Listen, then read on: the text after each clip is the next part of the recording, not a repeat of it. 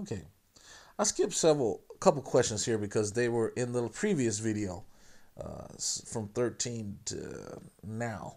So watch the old video. Let's get to the last video I recorded. Let's get to 17.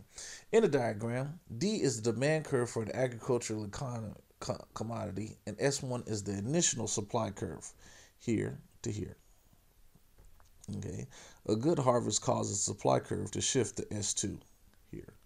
By how much will the demand curve have to shift to leave farm incomes unchanged? So you can see the income price times quantity. Another way of saying it is total revenue. 5 times 2, right? So we need to get 5 times 2 here. So how do we get there? So we go to the original equilibrium point, and we see that when this line shifts, it will shift parallel. It will shift this way parallel.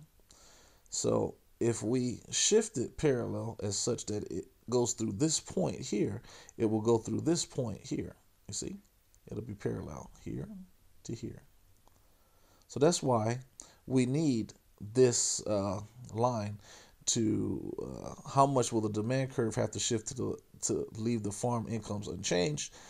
We need the income to do this one by 1,000 tons. See, this is in thousands here. So we need 1,000. So the line, we need this equilibrium point to be this demand curve to shift this way. This will remain same, and this will remain the same.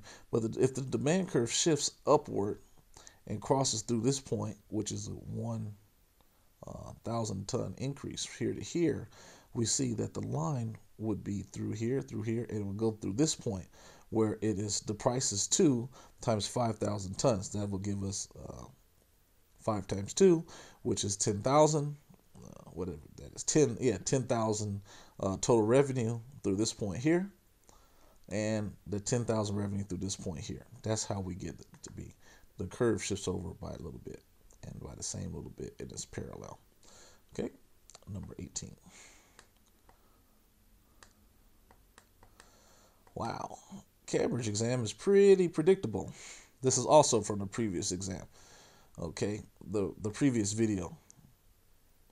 So let's go back. I'll show you. So 13, we finished. 14, which statement is correct? External costs equals social costs minus private costs. Remember that from the previous video? This is also the same from the previous video. This is the same from the previous video. This is new, 17. 18 is from the previous video. So, yeah. So this keeps us in mind. If you keep practicing Cambridge exams, you'll start to see patterns. And a lot of times they may use the same Cambridge exam question on the Cambridge test that you're taking. All right. Thank you.